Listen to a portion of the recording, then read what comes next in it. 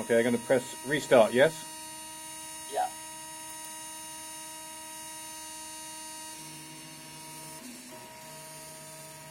It's quite interesting that the temperature is reading 28 centigrade on the thermistor on the thing.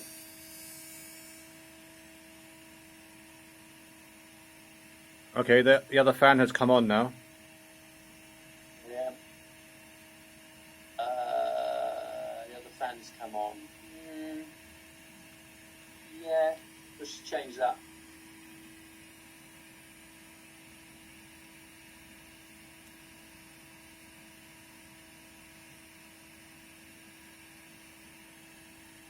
How about the extruder? Do I need to put it through more or not? It's good. It should have the little the settings that I did. It should actually have moved about 3 millimeters off the print bed. Is that right?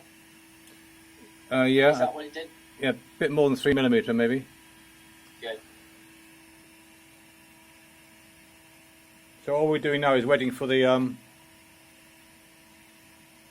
181. You're waiting for it to reach 230. Now the last time, watch that temperature in the bottom left corner. Yeah, I am. Yeah.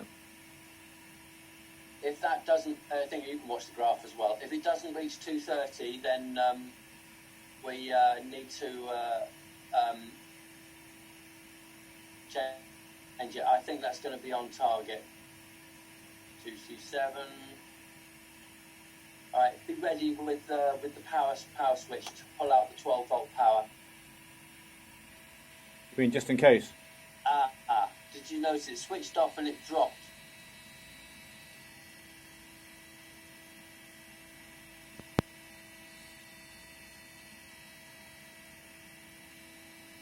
Right, it switched the temperature dropped down.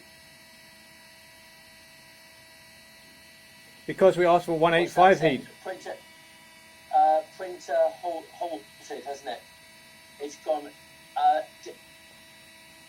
Because okay, what does the setting say on the right hand side? Something about over temperature or something like that? I can't see it on the right hand side. I can't see it because there's a black thing in the way. go away. All right.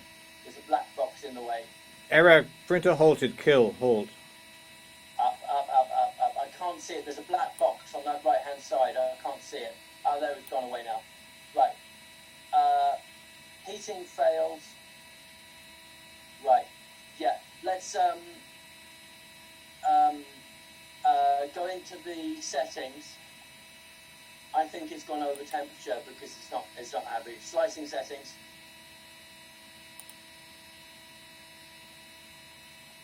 Let's not do 230 straight away. Yeah, slicing settings. Yeah, it's just taking its time. Chamber. Chamber. Where's chamber? Down, right.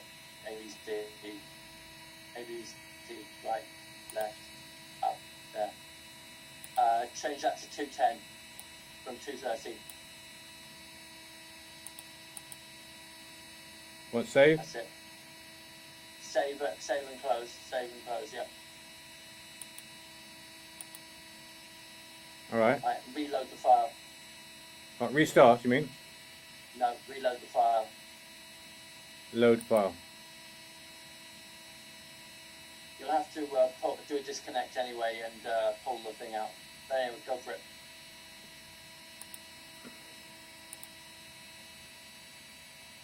Yeah, do a disconnect there and pull the power out and everything.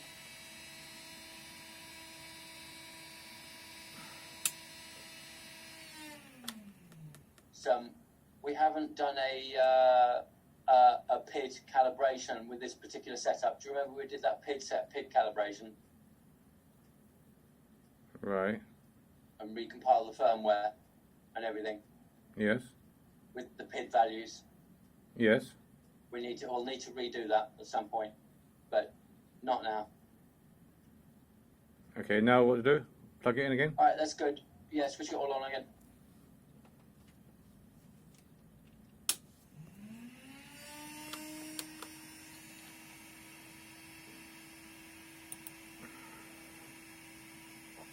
Okay. Great. Okay. Print. Not home? No need to go home Don't again? need to. It will do it automatically for you as part of the procedure. Okay, print, yeah? Yeah. First thing it does as part of the print procedure is home. All right, temperature 51, bed is 46. Oh, bloody hell. Drops really quickly. You can stop the printer, the heated bed temperature from dropping by putting layers of cardboard in between the metal and the print bed. Okay. And that you will definitely have to do if you want 100 centigrade temperatures. Right. But the other thing you have to bear in mind with 100 centigrade temperatures is the heat from the print bed it will certainly be enough to start warping any PLA you've got on the carriage. Why we put the setting to 210? Because the only temperature we got is 185, isn't it? We're asking for is 185. This is Prontoface, where you think you can actually type in any temperature in that box that you want. You can type anything you want in there. But it won't follow with that temperature then? No, the G code is controlling this now. Oh, that's just for setup and everything, those temperatures there. Yeah. Oh, I see. Okay, so it's...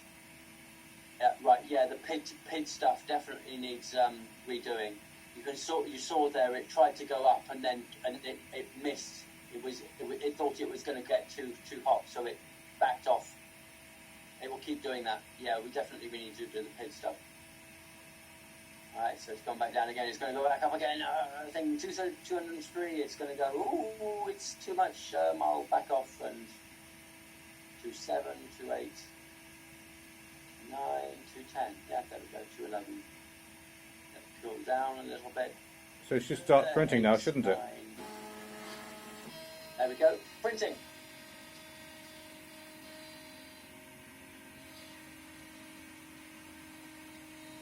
Alright, that looks a bit too far over to me. I'll turn it off. Stop it. I have. Oh, brilliant. Okay. I suspect that I might have got the calibration right for the center thing. Now, where did it start? In the middle. It started right in the middle, didn't it? Okay, all right. I know what it's done. Right, so what we need to do is on those middle go into the Prontoface settings. So I disconnect now? Don't need to. You shouldn't need to. No. Settings, okay. Settings, yeah. And size and settings, yeah. And where is it? Multiply. Now I'm just guessing here is what this is needed. Set that center X to 0 and 0. There's two possible settings here that could be messing things up. One of them is, we'll soon see. I think it might be Okay. relative extrusion. Okay, yep, restart. Sorry, load file. Load the file again. Sorry.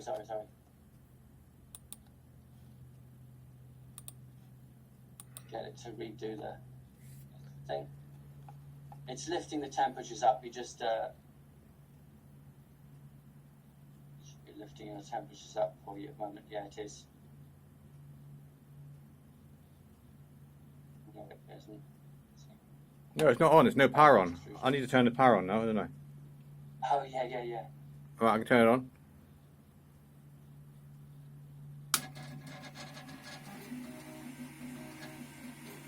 It's printing already. What's it doing? No. Stop it. Yeah, it's trying to print because it's you didn't put the button. Okay, all right. So Unplug. do a disconnect and pull out the power and the USB. Yeah, pull out the USB. We need to go back to 0, don't we?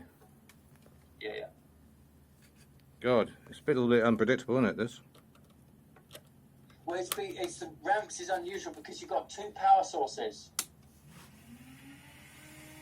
Power source number 1 is the USB. Power source number 2 is the 12-volt supply. So you pull out the 12-volt supply, and the Arduino thinks it's still got it's still got power, so it's still trying to tell all the pins to do stuff. Normally on things like the Duet, etc., they're all integrated power supplies. So you pull out the power, it's definitely off. Okay, yeah, Clint.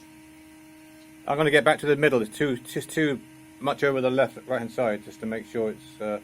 Yeah. Well, it will home fine. It will home immediately. Okay. When you hit the print button, it will do home. Print? Yep. Now, have a look on the print bed and see if there's any stuff in it, and see if there's any filament actually came out the extruder. No, there isn't. There isn't. Okay, alright, so... right, it might be because Marlin firmware is set to relative and thing. We'll have to have a look in those settings again. We'll do that later.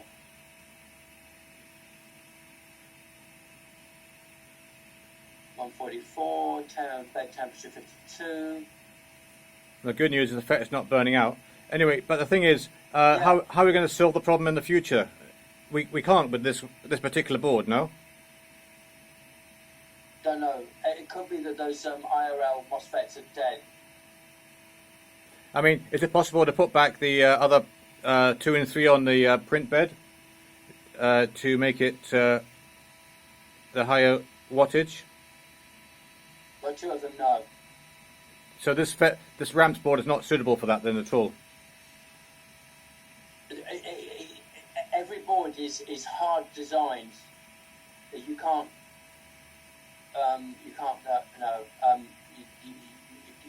substitute components when you need 3 or 4 components in one spot. You just can't do it. No, what I mean is, this ramps 1.4.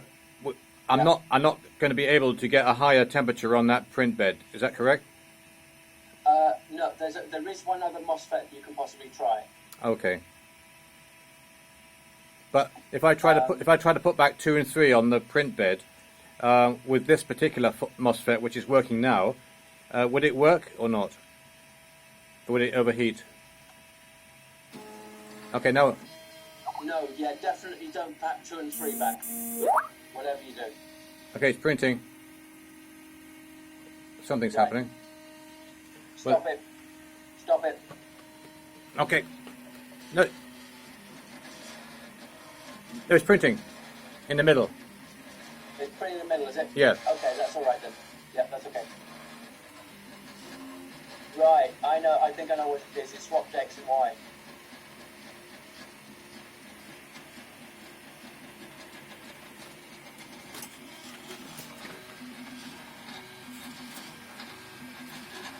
Right. Is any extrusion coming out? Yes. I got that 1 millimeter now. Is it actually on the print bed? Yes. Good. Thank God for that.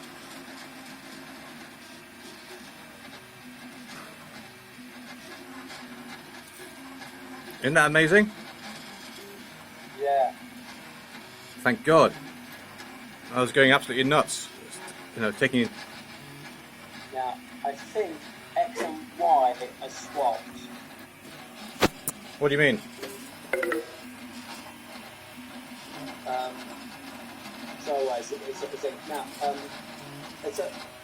Can you get? Oh, we can't do it close up with the camera, but is the printing actually coming out on the layers? Is the layers actually the stuff is sticking? Yeah. And the layers Yes, yes. Actually sticking together. Yes, it is. Yes, it is. Well, that you know. On that right-hand side, is there like a blob, a line, Yes. 50 millimetres long? No, about 100 millimeters. Yeah, 100. Yeah, 50 millimeters long. Yes. Great, that's fantastic. That's the correct thing. That's the pre whatever thing. No smoke's coming out of the fet as well. No smoke? No. Bloody hell.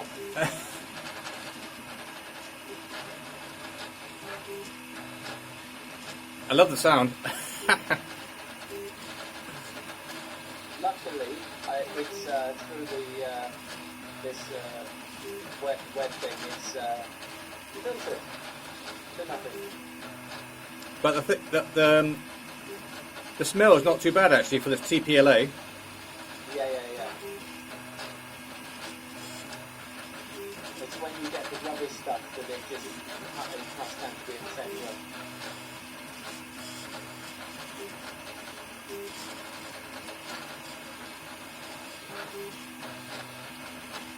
I think this takes about 5 minutes with the 50 millimeters a second speed. I need to develop a good reel that's right over the top and feeds down through that hole.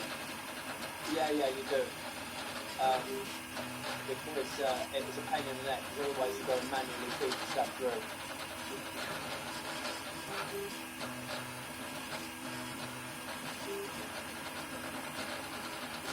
I have found that the left-right motion of the carriage is enough to actually pull the filament off of the reel that's on the right-hand side. Just on a loose reel. Right.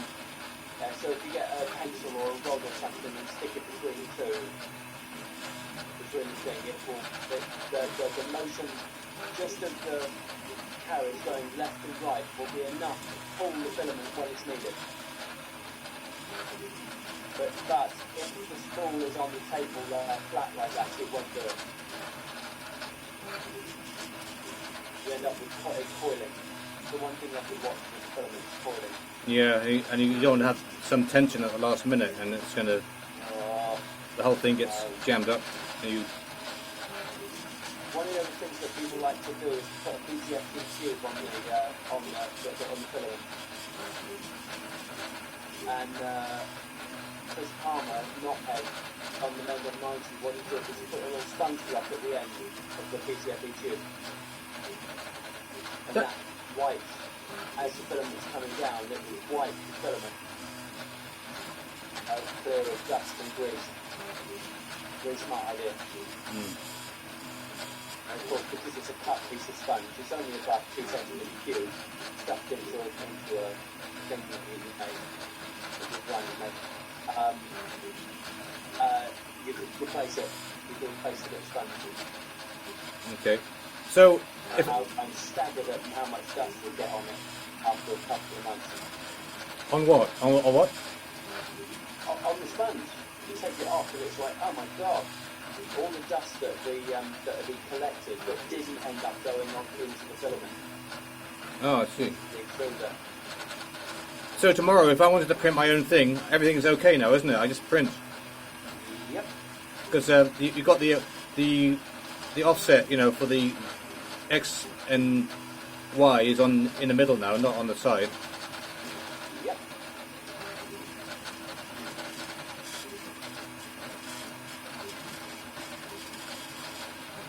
So I might print a coffee cup actually tomorrow morning. Well, just that is about 2 grams, okay? It's 1 gram of plastic, yeah? It's taken, what, 5 minutes? Yeah. Yeah. Oh yeah. Okay, I'll take about a few hours. Yeah. If you want to put a coffee cup, you'll still be here on Tuesday. Right. I don't want to do that. No, you don't.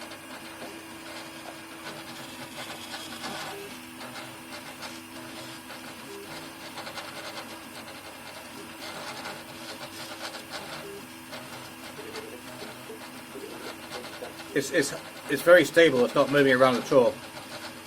Right. I put extra brackets here, the 2020 ones. Here. Oh, you did? Oh, brilliant. Yeah. No, I was going to say, Yeah, and so you see, if you're playing tomorrow, don't go above looking at it a second for a moment.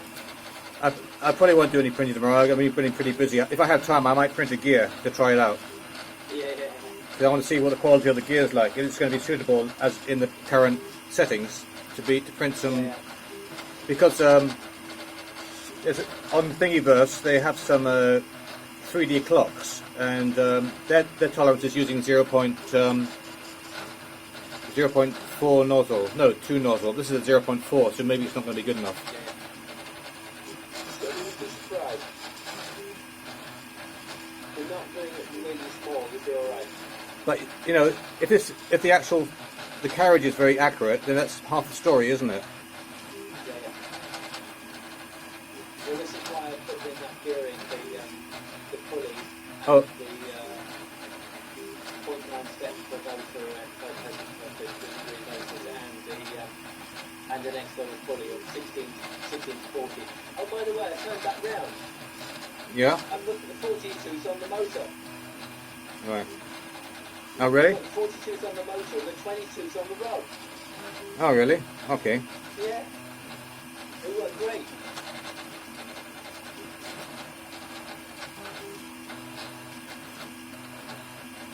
I'm doing acceleration rates of 10,000 millimeters per minute. It's like 2.5 times higher than what we normally set. So that's to show off in the maker fair, is it? So maybe I should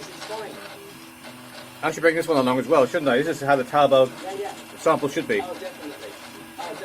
Yeah. This is show them the picture of the shitty Talbot kit, and this is the this is how it could be if they put a bit more energy into it.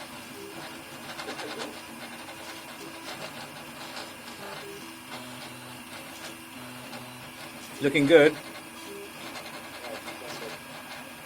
There's a couple of holes in there, so it shows you what happens if you don't have any bridging over bridging in holes. Yeah, so there's 2-3 millimeter holes in there.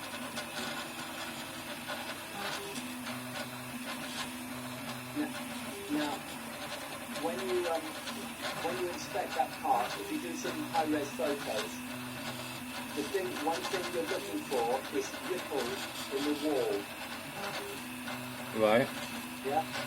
And at 50 millimeters a second, there shouldn't be any. Are we doing? Also looking for whether there's any bulging in the corners. There shouldn't be any of that either. From what I can see right now, it looks absolutely perfect. Fantastic. But well, it's a very slow speed, so I'm just amazed that you didn't have to do any kind of calibration checking and you just printed and it went first time. That's it, it's done. Is it? Yeah. Alright, so do a power off and everything. Yeah, it's great.